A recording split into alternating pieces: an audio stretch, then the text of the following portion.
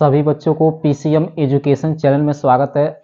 आज हम लोग पढ़ेंगे इस वीडियो में प्लांक का क्वांटम सिद्धांत। क्या पढ़ना है? प्लांक का क्वांटम सिद्धांत। तो देखिए प्लांक का क्वांटम सिद्धांत क्या होता है। इसके अनुसार विकिरण ऊर्जा का जो उत्सर्जन होता है, क्या बोला गया है? विकिरण ऊर्जा का उत्सर्जन या अवशोषण वह लगातार संभव नहीं होता है। मान लीजिए विकिरण ऊर्जा है, इस विकिरण ऊर्जा का उत्सर्जन या अवशोषण जो है लगातार संभव नहीं है। इसका मतलब लगातार नहीं होता है, क्योंकि ऊर्जा का जो आदान प्रदान होता है वह छोटे छोटे बंडलों या पैकेटों के रूप में होता है, जिसे क्वांटा या ऊर्जा फोटान कहते हैं। क्या बोला गया है? ध्यान से समझिए। इसका सिद्धांत क्या कहता है? इसका सिद्धांत यही कहता है कि विकिरण ऊर्जा का जो उत्सर्जन होता है या अवशोषण, विकिरण ऊर्जा का उत्सर्जन या जो अवशोषण होता है वह लगातार संभव नहीं होता है। संभव नहीं होता है क्यों? क्योंकि ऊर्जा का जो आदान प्रदान होता है वो छोटे छोटे बंडलों या पैकेटों के रूप में होता है, जिसे हम लोग कहते हैं क्वांटा या ऊर्जा फोटान कहा जाता है। और इस घटना को क्या बोला जाता है? प्लांक का क्वांटम सिद्धांत कहा जाता है। तो इसका सिद्धांत यही है कि विकिरण ऊर्जा का उस उत्सर्जन या अवशोषण जो होता है वह लगातार संभव नहीं होता है। क्यों नहीं होता है? क्योंकि ऊर्जा का आदान प्रदान छोटे छोटे बंडलों या पैकेटों के रूप में होता है। क्या होता है? छोटे छोटे बंडलों या पैकेटों के रूप में होता है, जिसे हम लोग क्वांटा या ऊर्जा का फोटान कहते हैं। और इस घटना को क्या कहा जाता है? तो प्लांक का क्वांटम सिद्धांत कहते हैं। तो प्लांक का क्वांटम सिद्धांत है क्या, एक बार और समझिए, उसके बाद इसको लिख देंगे यहाँ पे कि इस सिद्धांत के अनुसार विकिरण ऊर्जा का उत्सर्जन लगातार संभव नहीं होता है। यानी विकिरण ऊर्जा का उत्सर्जन या अवशोषण लगातार संभव नहीं होता है, क्योंकि ऊर्जा का आदान प्रदान छोटे छोटे बंडलों या पैकेटों के रूप में होता है, जिसे हम लोग क्वांटा या फोटान कहते हैं। और इस घटना को क्या कहा जाता है? प्लांक का क्वांटम सिद्धांत कहते हैं। तो मान लीजिए परीक्षा में आ गया कि प्लांक का क्वांटम सिद्धांत किसे कहते हैं, तो ऐसे ही लिखना है जैसे यहाँ पे लिखवाया जा रहा है। तो सबसे पहले हम लिखेंगे विकिरण ऊर्जा का, क्या लिखना है? विकिरण ऊर्जा का उत्सर्जन या अवशोषण, विकिरण ऊर्जा का उत्सर्जन या अवशोषण लगातार संभव नहीं होता है। क्या बोला गया है? विकिरण ऊर्जा का उत्सर्जन या अवशोषण लगातार संभव नहीं होता है। लगातार संभव नहीं होता है, क्योंकि लगातार संभव नहीं होता है। तो लगातार संभव नहीं होता है तो इसके रीजन क्या लिखना है? तो अभी बताया गया है क्योंकि ऊर्जा का जो आदान प्रदान होता है, तो यहाँ लिखेंगे क्योंकि ऊर्जा का आदान प्रदान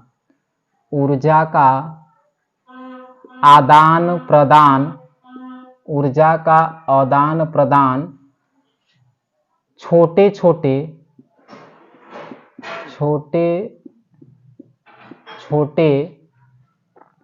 क्या लिखा गया? ऊर्जा का आदान प्रदान छोटे छोटे निश्चित ऊर्जा के पैकेटों, ऊर्जा के पैकेटों के रूप में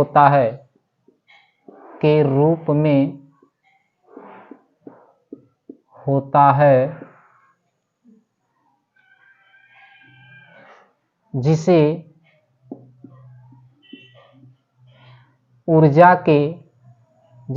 क्वांटा, जिसे हम लोग क्या कहते हैं? क्वांटा या ऊर्जा का समूह, जिसे क्वांटा या ऊर्जा का समूह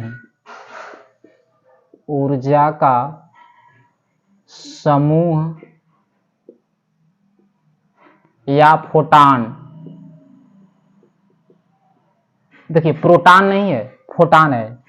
फोटान कहते हैं तथा इस घटना को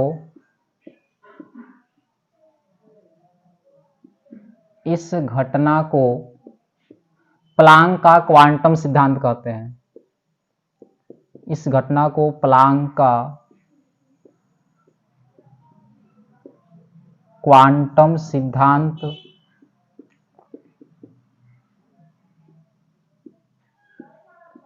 कहते हैं।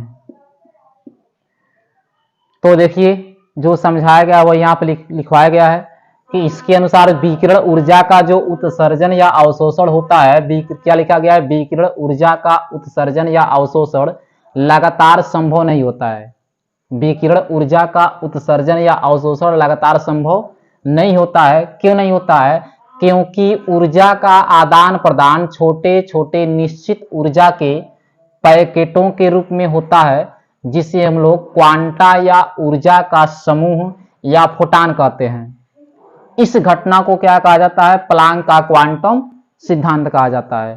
तो अभी आप लोग इतने का स्क्रीनशॉट लीजिए, इसके बाद हम लोग पढ़ेंगे। इसके बाद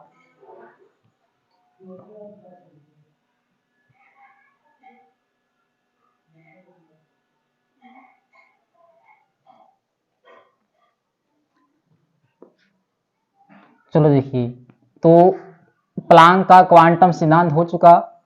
अब यह पूरी तरह से हेडिंग समाप्त नहीं हुआ है, अभी इसका मैथमेटिकल टर्म सब बाकी है। अभी तो यह सिर्फ थ्योरी लिखा गया इसका मैथमेटिकल टर्म अभी बाकी है। तो मैथमेटिकल टर्म में वो लिखेंगे किसी वस्तु या पदार्थ। इसके बाद जो मिटाया गया है उसके नीचे से लिखना है कि किसी वस्तु या पदार्थ, किसी वस्तु या पदार्थ, किसी वस्तु या पदार्थ, क्या लिखा गया? किसी वस्तु या पदार्थ द्वारा, किसी वस्तु या पदार्थ द्वारा उत्सर्जित या अवशोषित, उत्सर्जित या अवशोषित, उत्सर्जित या अवशोषित, क्या लिखा गया? किसी वस्तु या पदार्थ द्वारा उत्सर्जित या अवशोषित क्वांटा, उत्सर्जित या अवशोषित क्वांटा की ऊर्जा, उत्सर्जित या अवशोषित क्वांटा की ऊर्जा का मान, ऊर्जा का मान विकिरण आवृत्ति, विकिरण आवृत्ति, विकिरण आवृत्ति न्यू। देखिए भी लिखा गया, इसे भी नहीं पढ़ा जाता, इसे भी नहीं पढ़ेंगे हम लोग, इसे पढ़ेंगे हम लोग न्यू। क्या पढ़ा जाएगा? न्यू। इस भी को न्यू पढ़ा जाता है। तो ऊर्जा का जो मान होता है वह विकिरण आवृत्ति न्यू के समानुपाती होता है, समानुपाती होता है। अर्थात तो देखिए क्या लिखा गया है कि किसी वस्तु या पदार्थ द्वारा उत्सर्जित या अवशोषित क्वांटा की ऊर्जा का जो मान होता है, अवशोषित या उत्सर्जित ऊर्जा का जो मान होगा वह किसके समानुपाती होता है? विकिरण आवृत्ति न्यू। इसे भी नहीं पढ़ा जाता है, न्यू पढ़ा जाएगा। विकिरण आवृत्ति न्यू के क्या होता है? समानुपाती। तो कौन होता है समानुपाती? उत्सर्जित या अवशोषित क्वांटा की ऊर्जा। तो ऊर्जा को ई से लिखा जाएगा और यहाँ पर विकिरण आवृत्ति क्या हो गया? न्यू के क्या होता है? समानुपाती। तो यहाँ पर समानुपाती का चिन्ह बन गया। अब देखिए यहाँ पर हो जाएगा ई इक्वल टू का चिन्ह लगाएंगे हम लोग। समानुपाती का चिन्ह हटाकर जब बराबर का चिन्ह लिखा जाता है तो कुछ ना कुछ नियतांक लिखा जाता है। तो यहाँ पर नियतांक आ जाएगा एच और यह क्या मिला? न्यू। या इसी को लिख सकते हैं एच इक्वल टू। अब देखिए यहाँ पे बगल में एक फार्मूला होता है कि जो न्यू बराबर सूत्र होता है वो सी अपान लेमडा होता है। न्यू बराबर सूत्र क्या होता है? सी अपान लेमडा। तो इस न्यू के जगह पर क्या लिखा जाएगा? सी अपान लेमडा। तो मिलेगा एच सी अपान में क्या आ गया? लेमडा। तो ऊर्जा अवशोषित या उत्सर्जित क्वांटा की जो ऊर्जा होती है इक्वल टू, उसका मान क्या होता है? एच सी अपान लेमडा होता है। जहां उसके नीचे लिख सकते हैं हम लोग कि जहां ई को कहते हैं ऊर्जा। ई क्या है यहाँ पे, ई हो गया ऊर्जा, और एच को कहा जाता है प्लांक नियतांक। एच को क्या बोला जाएगा, प्लांक नियतांक। एच को प्लांक नियतांक कहा जाता है। और देखिए जो सी है वह है प्रकाश की चाल। सी क्या है, प्रकाश की चाल हो गया। और यहां पर लेमडा है तरंग दैर्घ्य। लेमडा को क्या कहते हैं, तरंग दैर्घ्य।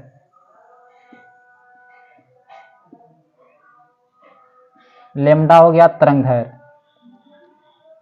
तो एच ऊर्जा हो गया, ई ऊर्जा हो गया, एच प्लांक नियतांक हो गया, सी प्रकाश की चाल हो गया, लेमडा क्या हो गया, तरंग दैर्घ्य हो गया। अब इसका मात्रक देखिए, अब देखिए इसमें जो मान होता है यम के एस पद्धति में, यम के एस पद्धति में, तो देखिए यम के एस पद्धति में जो एच होता है, एच को क्या कहते हैं, प्लांक नियतांक। एच को ये बताया गया है क्या कहा जाता है, प्लांक नियतांक।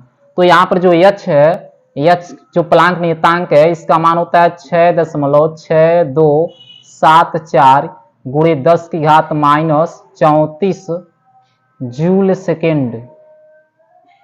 Joule second. एच का मान कितना होता है, याद रखिएगा जो प्लांक नियतांक एच बताया गया है उस एच का मान होता है 6.6274 गुणे 10 की घात -34 जूल सेकेंड।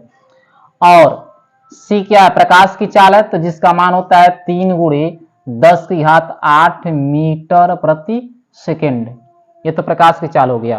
तो यह दोनों मान जो होता है वह यम के एस पद्धति में होगा, यानी यम के एस पद्धति में एच का मान 6.6274 गुणे 10 की घात -34 जूल सेकेंड होगा।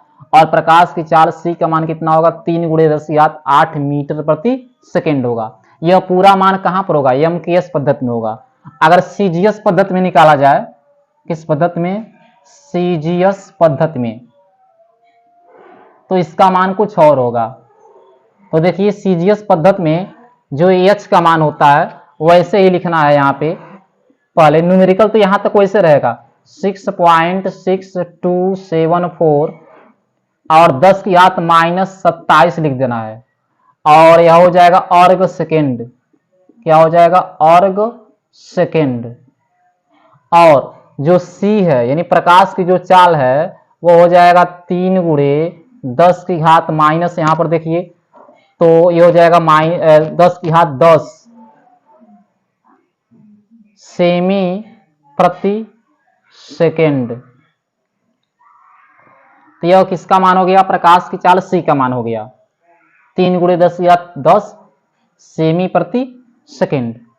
तो यम के एस पद्धति में एच का मान कुछ और होगा और सी का मान कुछ और होगा, लेकिन अगर सीजीएस पद्धति रहेगा तो एच का मान कुछ और होगा, सी का मान कुछ और होगा। देखिए मान तो सबका सेम होगा, बस घात में प्रभाव पड़ रहा है। कहां प्रभाव पड़ रहा है, घात में। देखिए सिर्फ घात चेंज हो रहा है, जैसे यहाँ पर 10 की घात -34 है तो यहाँ पर 10 की घात -27 हो गया।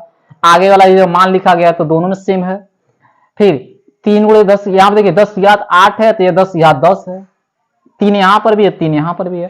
तो मान सिर्फ किस में बदल रहा है, 10 की घात का मान बदल रहा है, बाकी उसका जो उससे पहले वाला जो इसका मान है उसमें कोई प्रभाव नहीं पड़ेगा, उसमें कोई इफेक्ट नहीं होगा। बस इसका मान चेंज हो रहा है, परिवर्तित हो रहा है, सिर्फ 10 की घात में परिवर्तित हो रहा है।